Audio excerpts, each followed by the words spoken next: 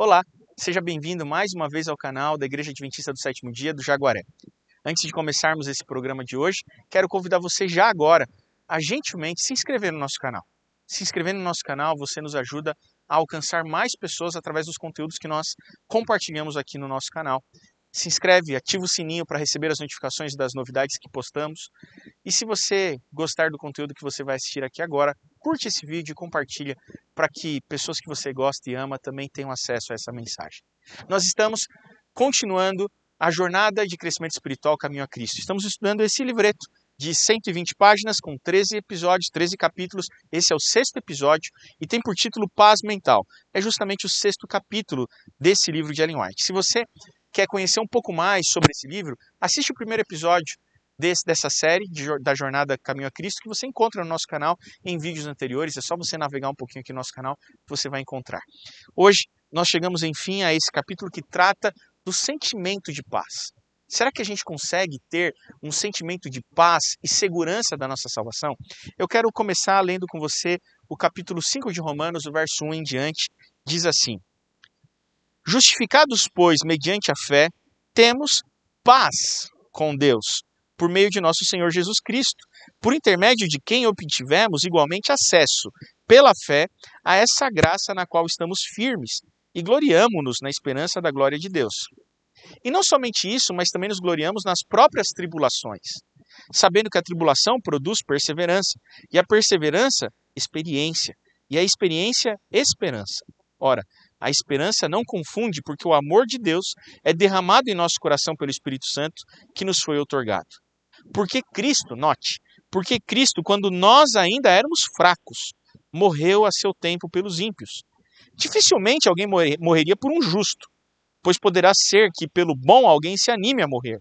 Mas Deus prova, verso 8, mas Deus prova o seu próprio amor para conosco, pelo fato de ter Cristo morrido por nós, sendo nós ainda pecadores.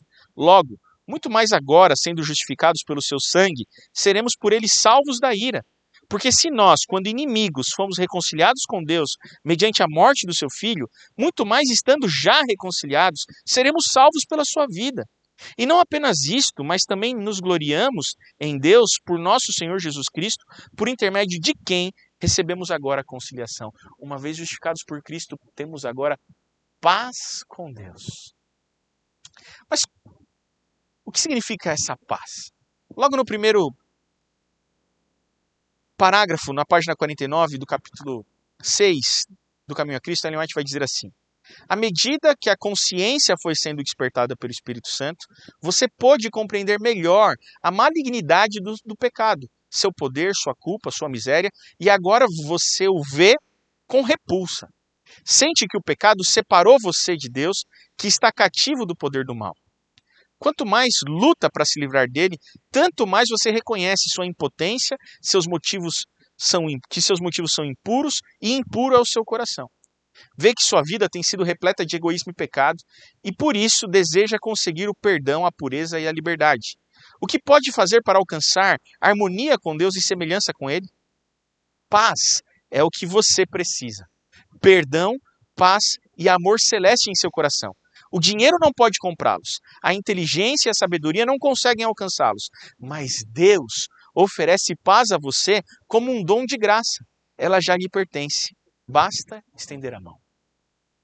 O que Ellen White está dizendo aqui nesse ponto da nossa caminhada, depois que você entendeu o amor de Deus no capítulo 1, depois que você entendeu a cruz como a ponte sobre o abismo no capítulo 2, depois que você se sentiu liberto da culpa no capítulo 3, depois que você viveu a alegria com Deus no capítulo 4, e depois que você entendeu o processo da santificação e da consagração no capítulo 5, você chega agora a um estado em que você já consegue ter, caminhando com o Espírito, consciência da sua malignidade, consciência de que você é gente ruim, consciência de que você é mal.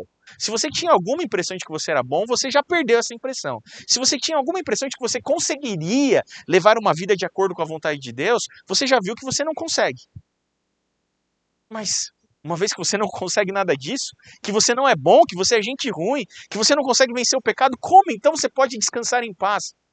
Você descansa em paz porque você confia de que aquele que escolheu te perdoar e te salvar, e escolheu transformar você, escolheu te santificar, ele também lhe dá a segurança da salvação. Nós lemos que uma vez justificados por Cristo, temos agora paz com Deus. Mas como ter paz se eu não me sinto perdoado? E essa talvez seja uma das perguntas que eu mais ouço de crentes, cristãos, adventistas, membros da minha igreja, que falam para mim assim: pastor, eu pequei, eu sei que eu errei, eu já confessei o meu pecado para Deus, eu já orei, eu já pedi perdão, mas pastor, eu não consigo ter paz. Como assim você não consegue ter paz? Pastor, eu não consigo ter paz, sabe por quê? Porque eu não me sinto perdoado. Você já se sentiu assim? Você erra recorrentemente naqueles erros. Você promete para Deus todas as vezes não fazer mais aquilo, mas se pega fazendo de novo. E aí você se sente tão indigno e mentiroso diante dele, que você já não consegue mais se aproximar dele sem estar profundamente envergonhado, se sentindo indigno. Isso quando você entende que você nem mais deve se aproximar dele. E aí você começa a achar que no seu coração você já não sente mais que Deus te perdoa quando você pede perdão. Como fazer então para sentir paz se você não se sente perdoado? No segundo parágrafo que destaco, ainda no capítulo, no página 49 e também na página 50, Ellen White vai dizer assim: você confessou seus pecados e os renunciou de coração. Resolveu entregar-se a Deus. Vá, pois, a ele e peça-lhe que lave seus pecados e dê a você um coração novo. Acredite, então, que ele o fará, porque assim prometeu. Essa é a lição que Jesus ensinou quando esteve na terra. Devemos crer que iremos receber o dom que Deus nos promete e ele será nosso. A primeira coisa que eu preciso dizer aqui, antes de ler o seguinte parágrafo ainda nesse tema de se sentir perdoado, é que quando nós pedimos perdão, nós não precisamos nos sentir perdoados, nós precisamos saber que fomos perdoados. E isso é totalmente diferente. Ellen White vai dizer isso em outras palavras quando ela diz assim: não espere até que sinta que está curado, mas diga: creio, assim é, não porque eu esteja sentindo, mas porque Deus o prometeu.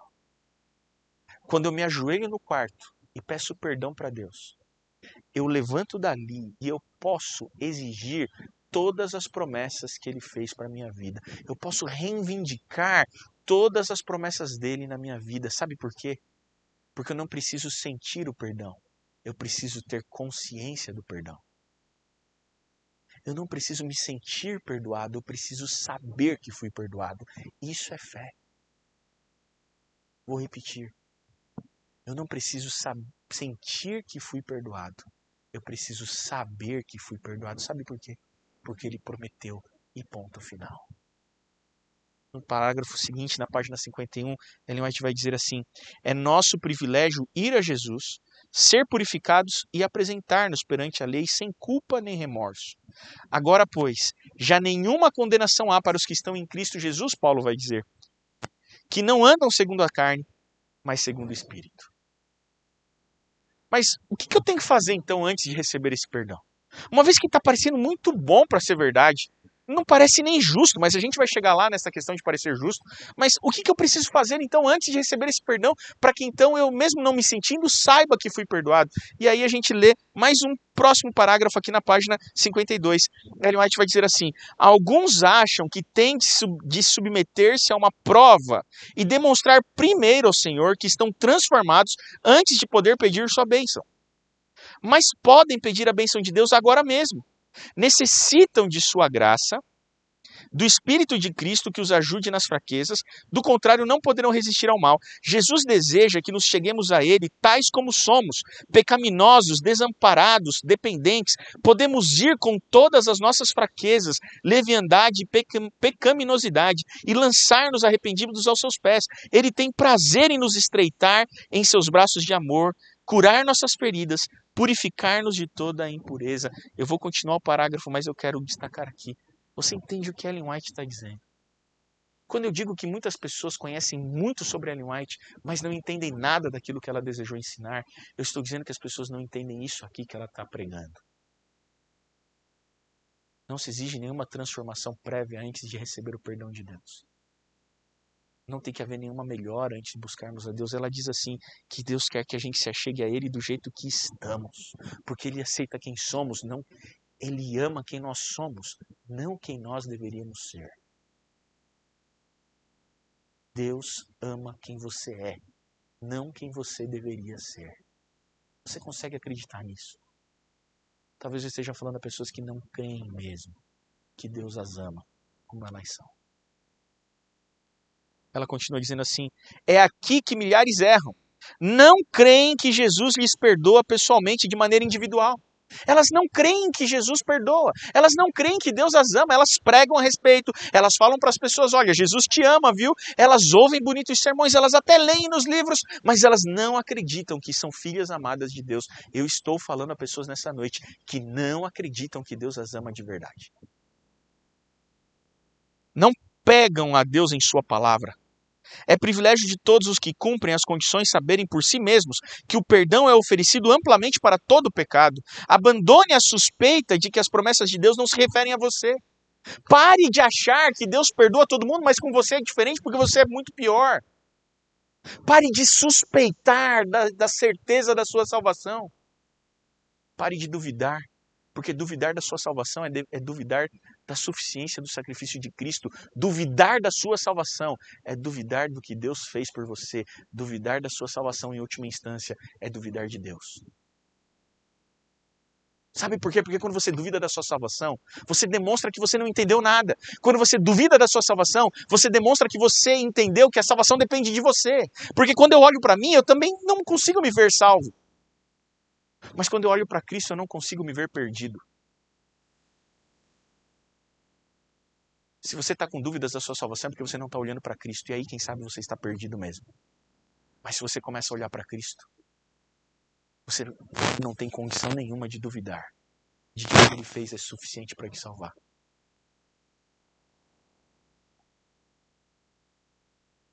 Elas são para todo transgressor arrependido. Força e graça foram providas por meio de Cristo, sendo levadas pelos anjos ministradores a todo aquele que crê. Ninguém é tão pecador que não possa encontrar força. Olha o que Ellen White está dizendo aqui na página 53. Ninguém é tão pecador que não possa encontrar força, pureza e justiça em Jesus, que por ele morreu. Cristo está desejoso de tirar-lhe as vestes manchadas e poluídas pelo pecado e vestir-lhe os trajes brancos da justiça. Ele lhes ordena viver e não morrer. É Deus, através de Cristo Jesus, que confere vida para nós. Ele ordenou para você hoje: não morra, viva. Mas isso não parece justo, talvez você esteja me dizendo. E realmente isso não parece nem um pouco justo. E sabe por que isso não parece justo? Porque a nossa lógica de justiça é muito diferente daquela de Cristo. Eu poderia ler aqui para você ver como não é justo, e já falei isso aqui também semanas atrás, ainda no capítulo 5 de Romanos, o verso 12 e o verso 18 e 19, para mostrar como é injusto mesmo. No verso 12 diz assim: portanto, assim como por um só homem entrou o pecado no mundo e pelo pecado a morte, assim também a morte passou a todos os homens porque todos pecaram. Isso é injusto. Parece injusto que eu e você sejamos condenados pelo pecado que Adão cometeu. Porque o que o texto está dizendo é que eu não estou sendo condenado apenas pelo aquilo que eu faço de errado. Na realidade, eu já nasci condenado, porque em pecado me gerou a minha mãe, disse Davi no Salmo 51, verso 5. Eu já nasci em pecado, pecado é quem eu sou, pecado é a minha natureza, pecado não é o que eu faço ou deixo de fazer. E preciso dizer, o que eu faço ou deixo de fazer são sintomas do pecado, não é o pecado. O pecado é a minha natureza. Roubar, matar, ofender, adulterar, trair, destruir, não é pecado. Essas coisas todas são sintomas do pecado. O pecado é algo muito maior. O pecado é como um vírus que tomou conta de cada célula do meu corpo. E mesmo que eu pare de ter os sintomas do pecado, mesmo que eu vença a gula, o adultério, a luxúria, mesmo que eu vença todos os pecados, eu continuo sendo pecador, porque pecado é a minha natureza, pecado é quem eu sou. E eu sou isso desde que nasci porque Adão pecou. E porque ele pecou, todos nós, eu e você, estamos condenados à morte. E isso não parece justo. Mas a maneira que Deus escolheu resolver isso é tão menos justa ainda do que isso. E sabe como Deus escolheu resolver isso? Verso 15. Todavia não é assim o dom gratuito como a ofensa, ou seja, não é assim a salvação como a condenação. Porque se pela ofensa de um só, a saber, Adão, morreram muitos, muito mais a graça de Deus e o dom pela graça de um só homem, a saber, Jesus Cristo, que foram abundantes sobre muitos. Agora o verso 18. Pois assim como por uma só ofensa, a saber, a de Adão, veio o juízo sobre todos os homens para condenação, ou seja, pela ofensa de Adão, todos foram condenados à morte, assim também por um só ato de justiça, e não é o meu ato de justiça nem o teu, por um só ato de justiça veio a graça sobre todos os homens para a justificação que dá vida. Eu não sou salvo pela minha justiça, eu sou salvo pela justiça de um só homem. Ou seja, o que Cristo fez é suficiente para salvar todo mundo. Assim como o que Adão fez é suficiente para condenar todo mundo, independente do que você faz ou deixa de fazer, assim também a justiça de Jesus é suficiente para salvar todo mundo, independente do que você faz ou deixa de fazer. Porque a salvação não depende do que você faz ou deixa de fazer, mas depende do que você aceita ou deixa de aceitar. No verso 19 isso fica mais claro quando diz assim: porque como pela desobediência de um só homem, a saber Adão, muitos se tornaram pecadores. Assim também por meio da obediência de um só, muitos se tornarão justos. Eu vou ser declarado justo e eu vou ser salvo, não pela minha obediência, porque não é a minha obediência que é a condição para a salvação.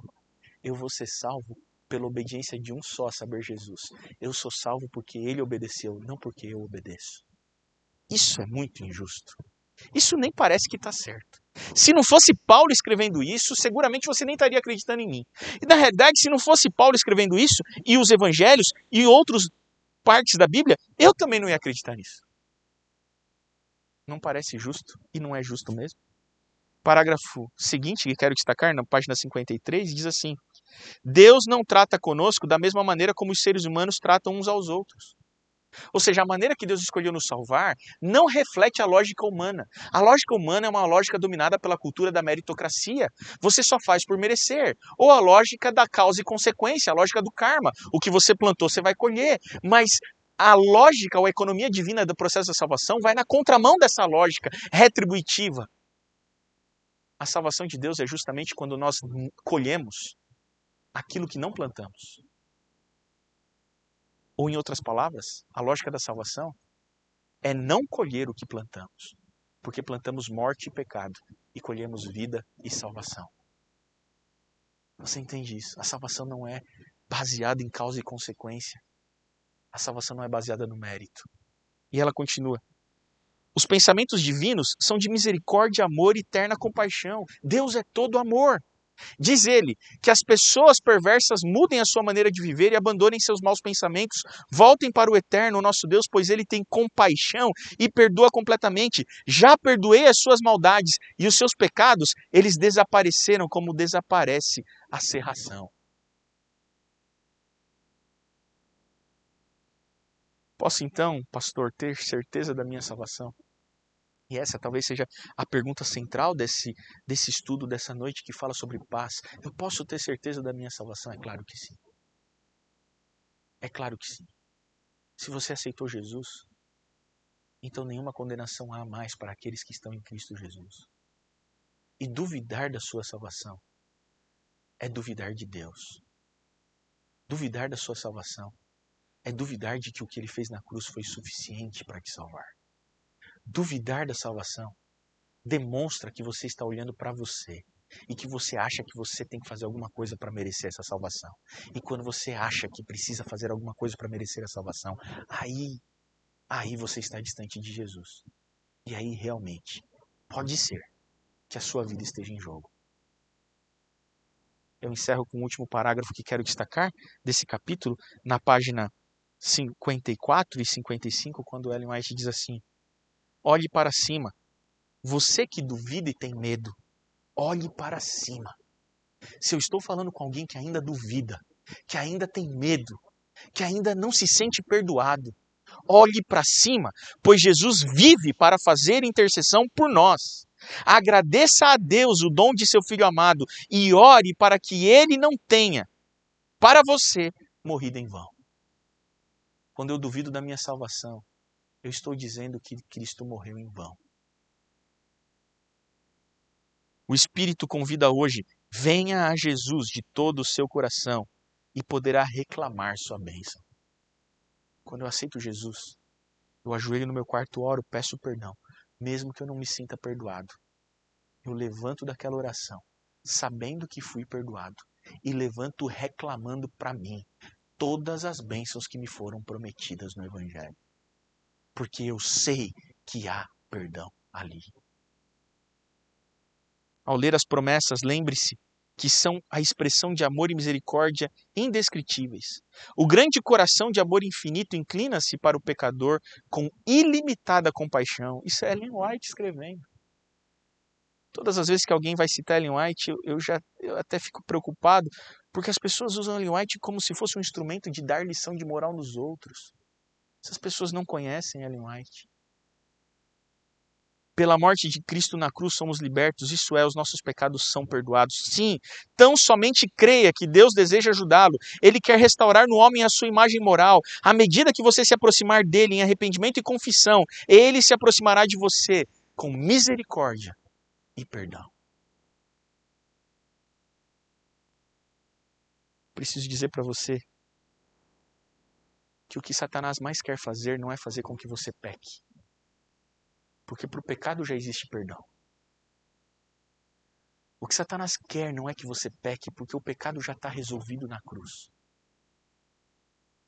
O que Satanás quer é fazer com que depois que você pecou, você comece a duvidar do amor e do perdão de Deus. Ele te joga na lama do pecado, ele te acorrenta e ele começa a olhar para você e dizer assim, tá vendo quem você é?